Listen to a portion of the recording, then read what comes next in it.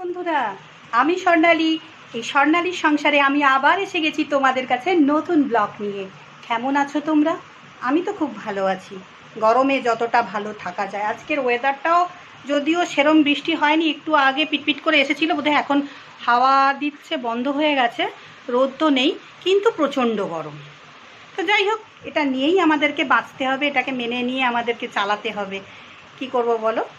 প্রকৃতি যেমন চলবে সেভাবেই তো আমাদের চালাতে হবে, প্রকৃতির ওপর আমাদের কারোরই কোনো হাত নেই। তো চলো আজকে কি রান্না করেছি দেখাই। তার আগে বলি, আমাদের আজ রান্না করতে আমার প্রচুর দেরি হয়ে গেছে, তার কারণ এত কারেন্ট অফ হচ্ছে। আমি গাছ থেকে কুমড়ো ডাঁটা তুলে নিয়ে এসেছি, যে রান্না করব। শাক চোখে দেখতে পাচ্ছি না, আলো চলে গেছে, একবার করে বাইরে যাচ্ছে, একবার করে আছে, আর বাইরের আলোটাও খুব একটা ভালো মানে দেখা যাচ্ছে না, সমস্যা হচ্ছে, এদিকে চোখেরও প্রবলেম আছে। তো আমি ভালো করে শাকটা না দেখে বাছলে পোকা সদ্দুস খেয়ে নেবো বলো, একটু দেরি হলো। তো যাই হোক, সেই অনেকগুলো কারণ, এগুলো মানে এই কারণেই, আরও মানে মেনলি হচ্ছে লোডশেডিংয়ের জন্য। তো যাই হোক, একটু দেরি হয়ে গেল। তারপরে দু রকমের শাক ফাক কাটলাম, এ করলাম। একটা শাক, মোটে শাকটা কেটে তুলে রেখে দিলাম, যে ওটা পরে করব, আজকে নয়। আর কিন্তু কেটে বেছে রেখে দিয়েছি। আর কুমড়ো শাকটা করলাম, কি করলাম সব দেখাবো। তার আগে যারা তোমরা লাইক শেয়ার কমেন্ট করতে ভুলে যাচ্ছ, প্লিজ আমাকে লাইক শেয়ার আর কমেন্ট করে দিও। আর যারা ফেসবুক পেজ থেকে আমাকে দেখছো, তারা ফলো করে নিও। আর যারা আমার ইউটিউব এই স্বর্ণালী সংসার চ্যানেলে দেখছো অথচ সাবস্ক্রাইব যে কোনো কারণেই হোক করে উঠতে পারোনি, তারা আমাকে সাবস্ক্রাইব করে নিও। সাথে থেকো, পাশে থেকো, তোমাদেরকে নিয়েই আমি চলতে চাই অনেক দূর। তো চলো আজকে কি রান্না করেছি দেখাবো। দেখো, দুধের চালের ভাত করে নিয়েছি। আর এখানে আছে এই যে গাছ থেকে কুমড়ো শাক তুলেছিলাম। এটা একটা ব্যাপার আছে, তোমাদের কাছে কিছুই লুকোবো না।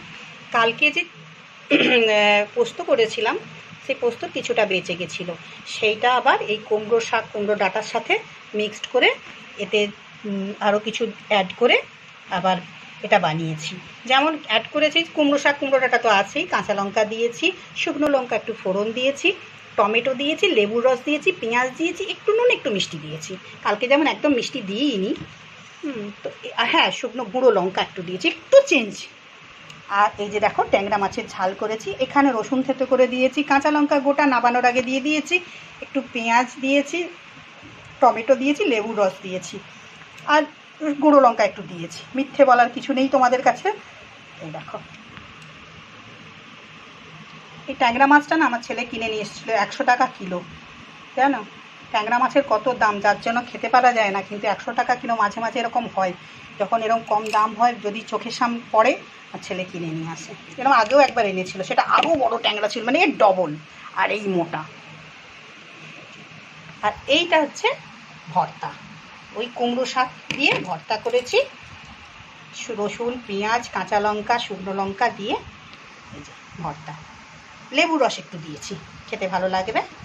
নুন আর সামান্য 1 চিমটে মিষ্টি স্বাদ আনার জন্য। এই হচ্ছে ব্যাপার।